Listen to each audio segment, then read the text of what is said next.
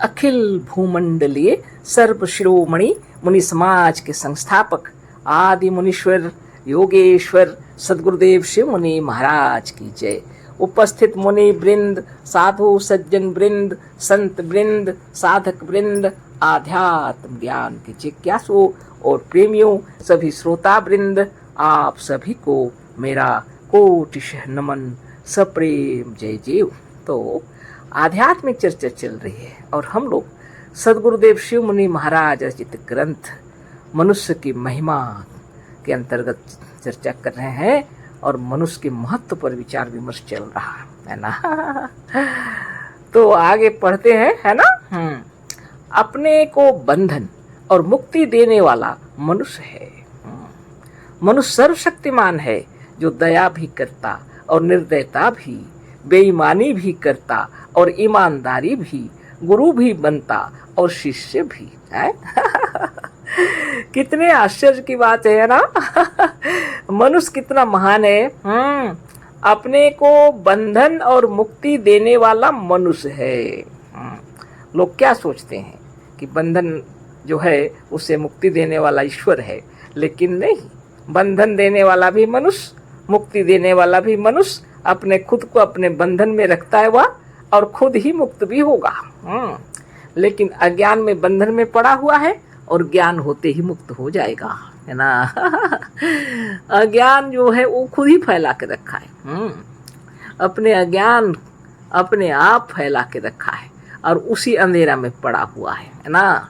और अब जब ज्ञान हो जाएगा तो वह स्वयं मुक्त भी हो जाएगा। मनुष्य सर्वशक्तिमान है ना। साधारण बात नहीं है। मनुष्य सर्वशक्तिमान है जो दया भी करता, सबको मालूम है। मनुष्य दया भी करता और निर्दयता भी, निर्दयता की भी कोई पराकाष्ठा नहीं, है ना। बहुत निर्दय भी है, बहुत क्रूर भी है। विश्व में जितने जीव जंतु हैं उस सबसे ज्यादा क्रूर मनुष्य ही है।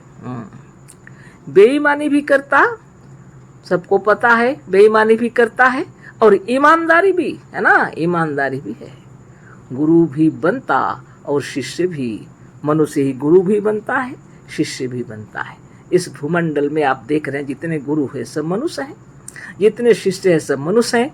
निर्दयता की कोई पराकाष्ठा नहीं, बेईमानी की भी और ईमानदारी भी है। मनुष्य ईमानदार भी है, दयावान भी है, निर्दय भी है। मनुष्य सर्वशक्तिमान है, गुरुदेव कह रहे हैं। मनुष्य का बाप भी मनुष्य है। मनुष्य का बाप भी मनुष्य है। भगवान किसी भगवान का बाप नहीं है। भगवान किसी भगवान का बाप नहीं है ना। भगवान ने किसी भगवान को नहीं जन्म दिया, गुरुदेव कह रहे हैं, है ना। मनुष्य ने असंख्य मनुष्य उत्पन्न कर दिए, पर भगवान ने एक भी भगवान आज तक उत्पन्न नहीं किया। सारी दुनिया देख रही है। मनुष्य ने असंख्य मनुष्य उत्पन्न कर दिए, पर भगवान ने एक भी भगवान आज तक उत्पन्न नहीं किया।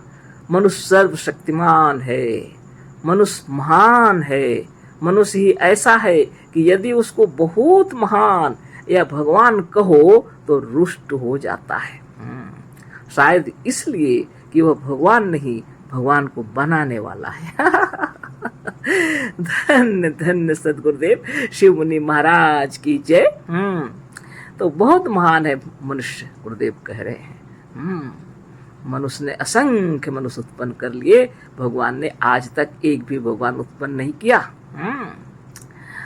बहुत बड़ी बात है ना। मनुष्य सर्वशक्तिमान है, गुरुदेव कह रहे हैं। मनुष्य महान है। मनुष्य ही ऐसा है कि यदि उसको बहुत महान भगवान कहो तो रुष्ट हो जाता है।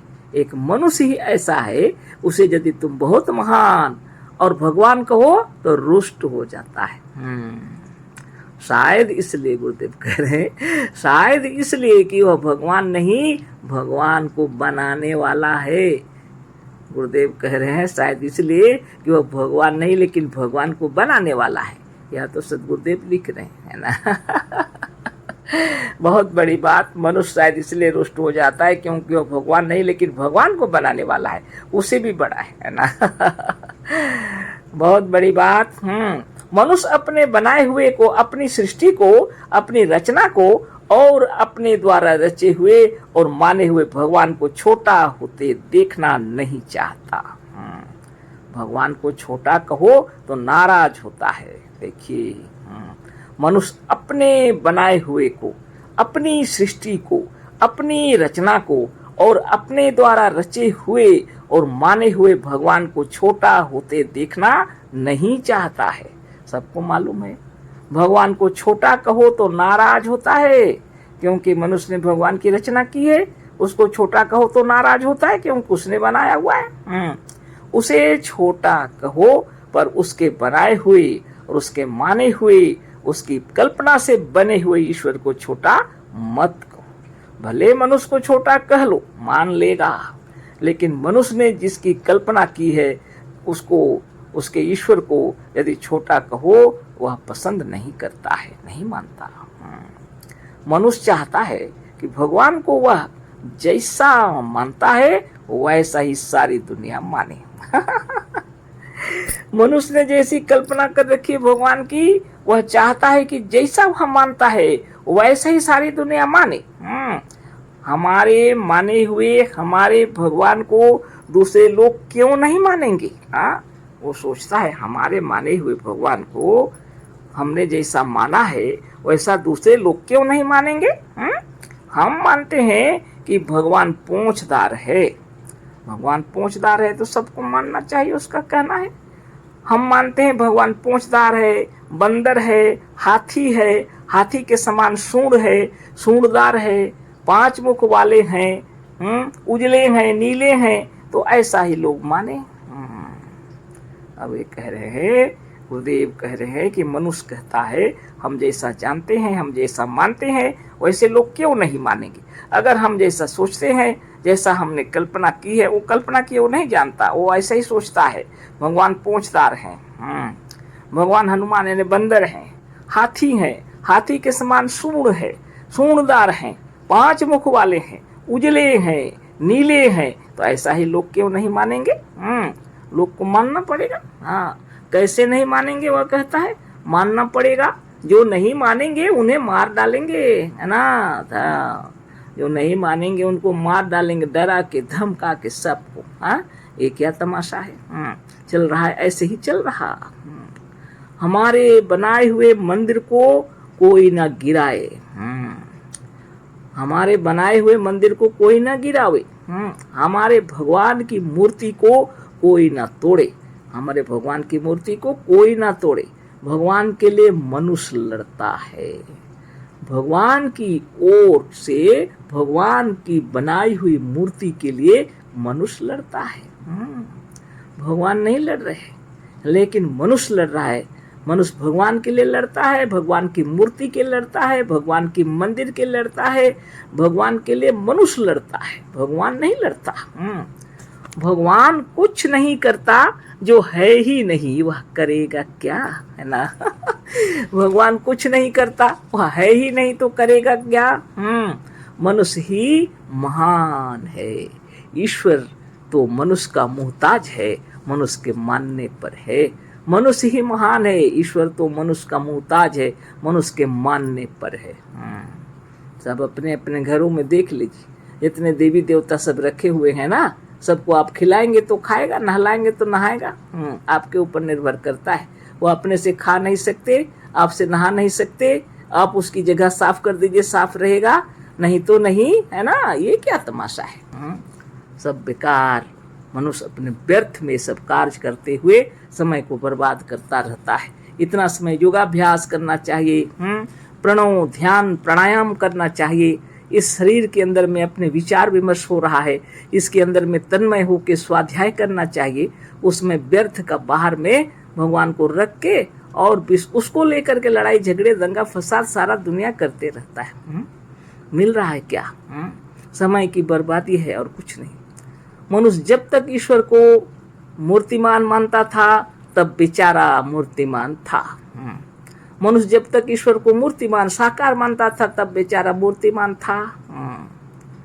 मनुष्य ने जब उसके नाम के सामने सैकड़ों नकार लगा दिया और कहा कि वह निराकार है, निर्विकार है, निर्गुण है, निरीह है, निरामय है, निर्लेप है, निर्द्वंद्व है, निष्काम है और निष्पाप है, तो वह बेचारा सैकड़ों ना से युक्त होकर नेति नेति और नेति होकर रह गया, कुछ नहीं बोला। ताजुब की बात है कि नहीं? आप ही विचार कर लीजिए। ताजुब की बात है कि नहीं है? सोच लीजिए। भगवान को जब मनुष्य ने मूर्तिमान माना, साकार माना, तब ठीक है ना। और उसी भगवान के आगे जब अनेक ना लगा दिया, नकार लगा दिए, तो क्या हो गया? निराकार हो गया, निर्विकार हो गया, निर्गुण, निरीह, निरामय, निर्लेप, निर्द्वंद्व, निष्काम, निष्पाप और हजारों ना युक्त करके नेति नेति करके नहीं है, कुछ नहीं है। मनुष्य जैसा मानता गया वैसा ही वह बनता गया। ईश्वर की क्या गलती? मनुष्य की ही गलती है। जैसा सोचता है वैसा करते रहता है। ईश्वर का कोई अस्तित्व तो नहीं है, उसको बना के रख दिया, जैसा मन चाहा बना दिया, पूंछदार सूंडदार सब बना दिया, कभी नीला कभी उजला कभी सब बना दिया, कभी गोरा कभी लाल सब बना दिया, जैसा मन चाहा कर दिया। वो कुछ बोलता है कि नहीं हम ऐसे नहीं है? मनुष्य का जब फोटो लिया जाता है तो वो देखता है फोटो मेरा सही है कि नहीं। जब थोड़ा सा यदि गड़बड़ हो गया तो थोड़ा वो फिर बोलता है दोबारा फोटो लो क्योंकि मेरा इधर का कान नहीं दिख रहा। सोच लीजिए। लेकिन भगवान को जैसा लोग बना दिया कुछ नहीं बोलता है ही नहीं, तो बोलेगा क्या? बात यही है। सदगुरुदेव शिव मुनि महाराज की जय। आप अपने मनोमस्तिष्क के अंदर में विचार करके देख लीजिए। आप नहीं तो ईश्वर नहीं, आपने सोचा तो ईश्वर है, आपने नहीं सोचा तो ईश्वर नहीं है। बनाने वाली शक्ति आपके भीतर विराज रही है। किसी पत्थर में, किसी मंदिर में कहीं भगवान नहीं है। आपने माना तो पहाड़ में, पर्वत में, नदी में, झील में, झरने में, समुद्र में, जहाँ नहीं तहाँ बना दिया भगवान को, सब जगह रख दिया। ऐसा ईश्वर कल्पना कर लिया आपने जो सबको देख रहा है, सब जगह है, न्यायकारी है, दयालु है। दुनिया में इतने झंझा तूफान क्यों? इतना मारकाट तो हो ही रहा है, बलात्कार सब हो रहा है, कितना तकलीफ का बात है। लोग समझते नहीं। आप विचार कीजिए। इसलिए सद्ज्ञान का प्रचार करना चाहिए, घर घर प्रणव करना चाहिए, घर घर योगाभ्यास करना चाहिए, अपने बच्चों को सुंदर ज्ञान देना चाहिए। दुनिया में ब्रह्म ज्ञान से बढ़कर कोई ज्ञान नहीं है, जिसमें आपका शरीर निर्मल और निरामय होगा, वह ज्ञान दीजिए बच्चों को। किसको क्या समझाए?